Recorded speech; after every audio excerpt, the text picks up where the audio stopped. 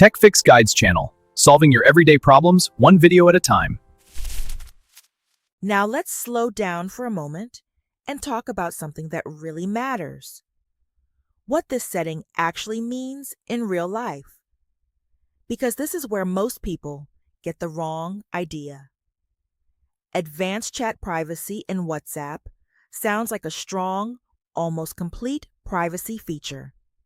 And because of that, it's easy to assume it protects everything.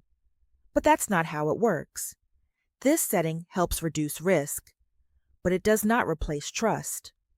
And understanding that difference is the key to using it correctly.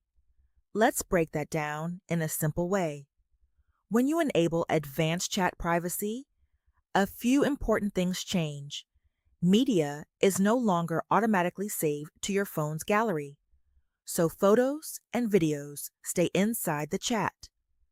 That alone already reduces accidental exposure, because a lot of sharing happens after media is saved to the device.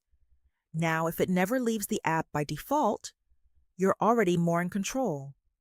The second change is that some AI-related features may be limited in that chat, which means content is less likely to be processed automatically by certain tools.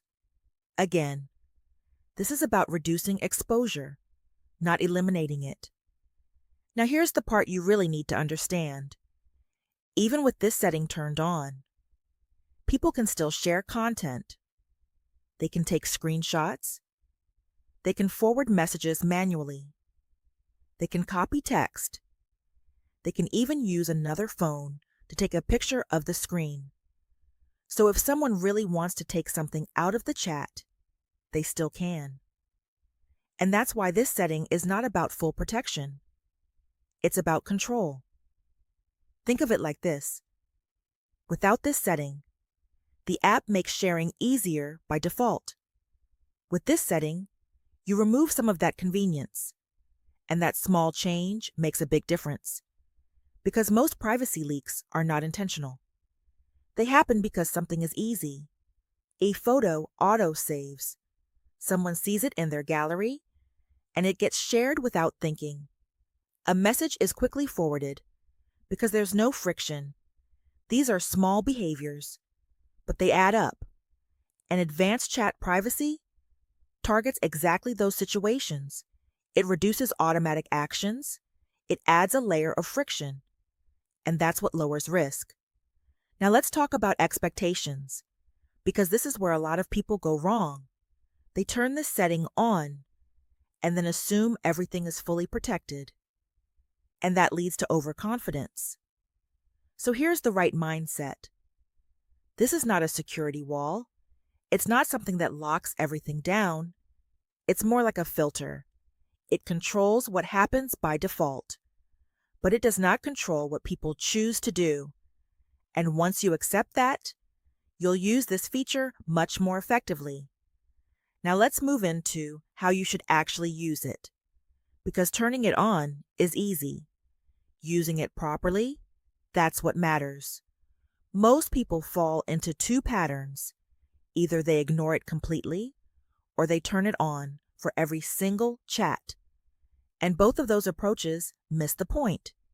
If you ignore it, you lose a useful layer of control. If you turn it on everywhere, you create unnecessary friction without gaining much value. So what's the right approach?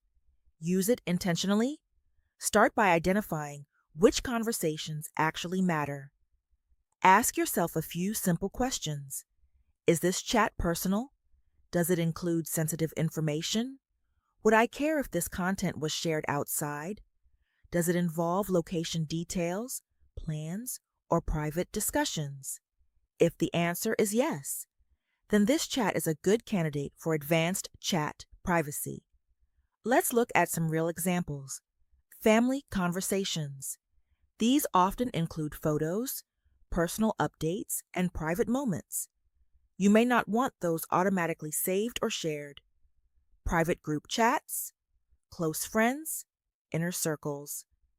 These are conversations where context matters. Work-related chats, especially if they include confidential information. travel plans, sharing locations, schedules, or personal movement details, legal or medical discussions. These are highly sensitive by nature. In all of these cases, adding an extra layer of control makes sense. Now compare that to everyday conversations, memes, casual chats, quick updates, random messages. For these, you don't really need extra restrictions. And if you turn the setting on everywhere, you're not increasing privacy in a meaningful way. You're just making the app slightly less convenient. So again, balance is key. Use it where it matters. Ignore it where it doesn't. Now let's turn this into a simple action plan. Instead of overthinking it, do this. Pick 1 or 2 important chats.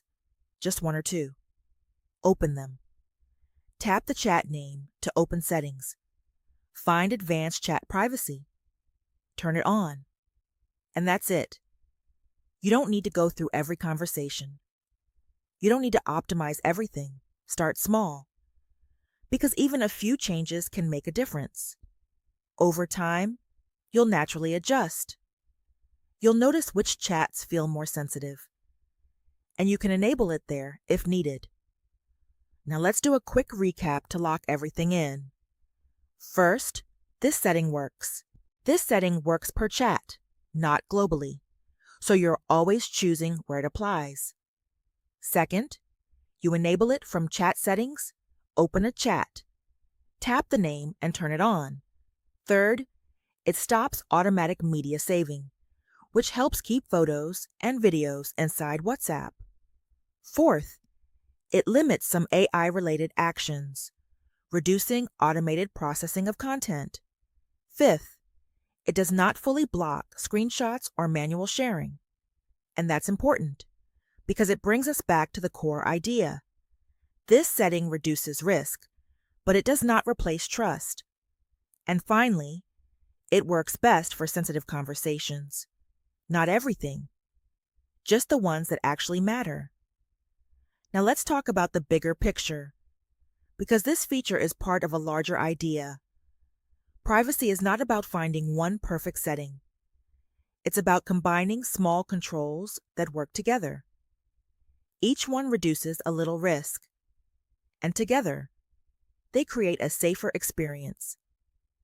Advanced Chat Privacy is one of those controls. Not the only one, but a useful one when used correctly. Now here's the final takeaway. You don't need perfect privacy to make a real difference. You just need to reduce unnecessary exposure. And Advanced Chat Privacy does exactly that. It changes default behavior. It adds a layer of control. And when used intentionally, it gives you more confidence in your conversations. So use it where it matters. Don't rely on it for everything. And most importantly, don't forget the human side. Because at the end of the day, privacy is not just about settings, it's about trust.